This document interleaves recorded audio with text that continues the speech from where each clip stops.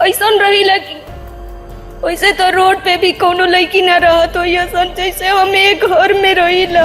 बस ये आग्रह बा कि हमार माई के न्याय मिल जाए। एक बाद में ये लोग के हिस्सा चाहिए ना, हम सारा हिस्सा ये लोग के नामे कर दे। जरा दिल गइल और ये लोग हिस्सा खातिर जरा दिल कि हमनी के 2 बहन रही, भाई हो जाए और हिस्सा ले ली। हमार जौन रहे तौनो छीन लेलन जा। एक बाद में 5 साल तक छीन ले रह गिलन जा। तब पूरा गांव के लोग मदद कैलस कि जिंदा जला दिल गई। एक बाद में हम अइनी तो आग हम ही बुतैनी थाना पर खबर कैनी। नमस्कार, आप देख रहे हैं देशवा न्यूज। अभी इस वक्त हम मौजूद हैं रोहतास जिले के कैथी गांव में।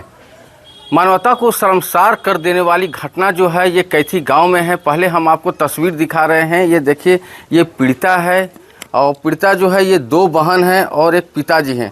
ये इसी घर में रहती है और आपको बता रहे हैं कि जिस तरह से जो सरकार द्वारा जो है वो नारा दिया जाता है कि बेटी बचाओ और बेटी पढ़ाओ, तो जिस तरह से ये पीड़िता है ये अपनी माँ की इसकी मौत हो जाती है और अपनी माँ की गुहार के लिए ये दर की ठोकर खा रही है। लेकिन देखिए, जिस तरह से जो ये पीड़िता है कई बार जो है ये अपनी माँ को न्याय के लिए ये गुहार लगा रही है। और यहाँ पे जिस तरह से है ये 2 बहन हैं और उनके पिताजी हैं।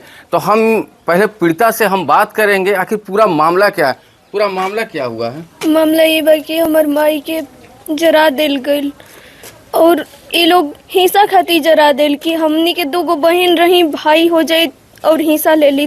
तो अगर हिस्सा पर बात होता, हमार पापा केस जीत गइल बाड़न, अगर हिस्सा पर बात होता तो हमार आग्रह बा कोर्ट से कि हम हिस्सा पर जहाँ कहब जो साइन कर दे। हमरा हिस्सा ना चाहिए, लेकिन हमार माई के न्याय दिवा दी। काहे कि हम अपन आँख से देख ले बनी ना, हमार वही जब बाप रहन ना कोई रहे, खाली जरावे वाला लोग रहे।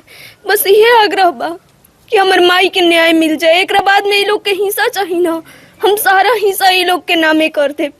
कैसे आपकी माँ की मौत कैसे हुई। हमार माई के ये लोग बहुत मारल और मार के एक बाद में किरासन के तेल डाल के हमार माई के जरा दे लोग। एक बाद में हमार पापा के भी मारेला लोग बहुत। जौन की वीडियो बा हमरा भी, कोई के ही लोग मार सकता। कबो ये घर में मार हो जाई, कब का हो जाई ये कोई नहीं खे जानत।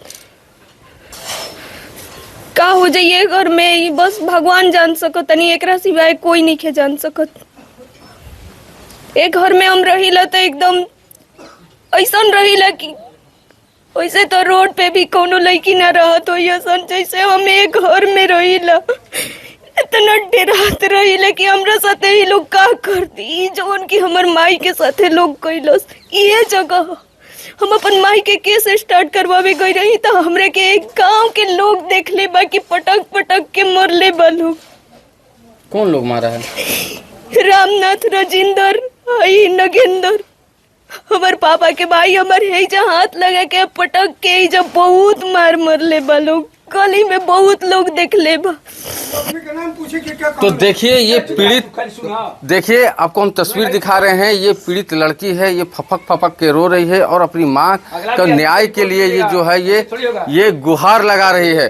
तो देखिए, हम आपको बता रहे हैं कि यहाँ पे जो है पीड़ित जो लड़की है उनके ये पिताजी हैं। हम उनसे बात करेंगे, क्या हुआ है, पूरा मामला क्या हुआ। हम अपना अधिकार खातिर टाइटल सूट लड़ने रुका। लड़ला के बाद में जब हमार लोअर कोर्ट से हिस्सा हो गई तो ये लोग हाई कोर्ट में केस के अपील कर दिलन जा। हमार जौन रहे तौनो छीन लेलन जा। एक बाद में 5 साल तक छीन ले रह गिलन जा। तब पूरा गांव के लोग मदद कैलस। तो हम अपन पुनः खेत के जोतनी रोप के एसडीओ साहब के यहाँ भी केस कैलन। विविध बात चलल, ओकरा में एसडीओ साहब हमरा के ऑर्डर देनी, थाना के मदद से हम गांव के मदद से धान कटनी। एक बाद पुनः ये लोग दखल कर लेल। हर साल केस हो जाए, एक चलते हम छोड़ देनी गरीब आदमी। ये लोग दखल कर लेलस। एक बाद में लोग आगे बढ़ल। हम किरासन तेल ले आवे खातिर गईनी तो हमारा पत्नी के लोग ये लोग मार के जला दिलस। जला आपके पत्नी को जिंदा जला दिया। जी, जिंदा जला दिल गई। एक बाद में हम अइनी तो आग हम ही बुतैनी थाना पर खबर कैनी। एक बाद में हम रुआ लेके चल गईनी बनारस ले जाके दवाई करावे लगनी। ओहिजे से रजिस्ट्री कैले बानी हम रुआ अपन दरखास्त दवाई करा में के रहे आ दवाई रुआ दवाई झूठ का बोल रहे हैं। करैला के बाद में डॉक्टर साहब जब जवाब दे देनी तो हम घरे लेके आईनी 4-5 दिन के बाद 20 तारीख के मर गई। 4-5 दिन ही जा 15 के रहल माई आ गई। 15 के रुआ स्वतंत्रता दिवस 15 के ले आईनी आ 20 के मर गई। एकरा अंदर में कोई पुलिस कौनो बात खातिर ना आयल। डीएसपी साहब आईनी तो हमरे के गारागारी करे लगनी, मारे के धीरावे लगनी। रुआ एकरा बाद में चल गईनी। फिर हम अपन दिया हुआ बरनी तो एकरा बाद में केस बहुत दिन तक हम एसपी साहब के यहाँ दौलत रह गईनी। हमार कोई सुनवाई ना भइल तो हमरा दिमाग में आइल कि एती घड़ी डीजीपी बाबा बानी। हम अपन लड़की के लिया के गईनी। ये घटना कब हुई थी? 2008 में भई रहे। तो ओहिजा रुरा रही केस द्विवेदी वहाँ के डीजीपी रही। तो वहाँ के हमरा के डांटनी कि लड़की को क्यों लाया। हम हाथ जोड़नी, कुछ बोलनी ना, लेकिन वहाँ के ऑर्डर कैनी तब रुआ डीएसपी साहब 4 सीट भेजनी। 4 सीट भेजला के बाद में रुआ हमरा लड़की के ई लोग मारे लागल। एकर पैखाना कल बंद कर दिलस। सरकारी कल हुई बड़ुए पूरा टोला देखता कि लड़की हमार तो ये जो पिता है इनकी पत्नी को जो है ये जिंदा जलाकर किरासन तेल छिड़कर जो है मार दिया गया था इनकी पत्नी को। और देखिए ये 2 बेटी है जो अपनी माँ की गुहार के लिए ये दर भटक रही है कि मेरी माँ को जो है वो न्याय मिल सके। देशवाणी न्यूज के लिए रोहतास से रुपेश कुमार। जो है वो शोषण करते हैं और सबसे बड़ी बात है कि उसको मारा पीटा जाता है। सबसे बड़ी बात, मैं सबसे पहले आप लोगों को नमस्कार करती हूँ। यहाँ के जितने भी ग्रामवासी हैं सभी को मेरा प्रणाम है। मैं आप लोगों की लोकल ही हूँ। ऐसे मैं एडवोकेट एज ए पैनल अधिवक्ता मैं आरा सिविल कोर्ट में हूँ। मैं बताते चलूँ कि ये लड़की अभी कितनी लड़कियों के लिए एक इतिहास रचने जा रही है, क्योंकि ये वो लड़की जो 4 साल की होती है उसके माँ का उसके आँख के सामने मृत्यु हो जाता है। ये बड़ी एक अपने आप में सदमा है। वो भी जला करके इनके चाचा और इनके पेरेंट्स मारते हैं और उसके बाद से उनका मन नहीं भरता है, उसके फादर को मारते हैं लाठी डंडे से। अभी मैंने एक वीडियो देखा है।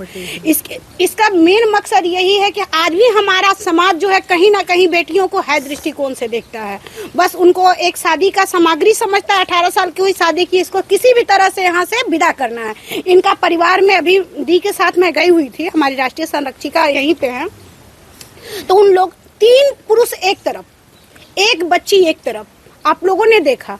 तीनों पुरुष का यही का नाम है कि अगर तुम बाथरूम जाती हो तो बाथरूम को सफाई करो, घर में खाना बनाती हो तो तुम यहाँ मत बनाओ। इस तरह से जो प्रताड़ित कर रहे हैं, मेन मकसद उनका प्रॉपर्टी हड़पना है। किसी तरह इस बच्ची को प्रताड़ित करे, ये सदमा में चल जाए, कोमा में चल जाए, पागल हो जाए और किसी तरह इनका प्रॉपर्टी पर हक जमा लेना। क्योंकि कहीं ना कहीं आज भी हमारा कानूनी व्यवस्था जो है वो चरम सीमा मतलब बहुत ही लचर है। मैं वकील होते हुए भी कह रही हूँ बहुत लचर है, क्योंकि मर्डर केस है, जला के एक स्त्री को मार दिया जाता है और फाइल जाकर सलट जाता है, उसका परिवार रो रहा है। कहीं ना कहीं आज भी कानून हमारा कहा जाता है जर्जर व्यवस्था में है। इसलिए आप सब ग्रामीणों से मेरा ये हम्बल रिक्वेस्ट है कि आप लोग ऐसी घटना को अब अपने गांव में ना होने दें। इस बच्ची को आप लोग अगर बैक सपोर्ट देते तो इसके परिवार वाले को हिम्मत नहीं था कि इसके साथ इतना प्रताड़ित ना करते, क्योंकि आप लोग मुख बैठे हुए हैं, मुंह बंद करके, कान का बहरा और मुंह का गूंगा बन के बैठे हुए हैं। इसलिए एक बच्ची आपके गाँव में इस तरह प्रताड़ित हो रही है। कहा जाता है कि गाँव की एक बच्ची अगर गलत करती है तो पूरा गाँव बदनाम होता है। तो क्या एक बच्ची के साथ आपका गलत हो रहा था कि आपका गाँव बदनाम नहीं हो रहा है? आप लोगों को जरूरत है आज इसके कदम से कदम मिलाकर चलने की। इस बच्ची की न्याय दिलाने में जो भी गवाह थे आप गवाही दीजिए। मैं आपसे वादा करती हूँ कि इसकी मर्डर केस का फाइल मैं खुलवाऊंगी, अब बिना फीस का, क्योंकि इसका प्रॉपर्टी का जो डिग्री हुआ है अभी लोअर कोर्ट से इसको डिग्री मिल चुकी है। वो लोग क्या किए हैं, हाई कोर्ट में जाके याचिका दायर किए हैं। ये यहाँ से नहीं जीत रहे हैं तो वहाँ वो पैसे वाले हैं ना, 3 लोग पैसा, ये बेचारी गरीब है, इसके फादर पूजा करा के जीते हैं, तो उनको है कि मैं पैसे के दम पर केस को जीत जाऊंगा।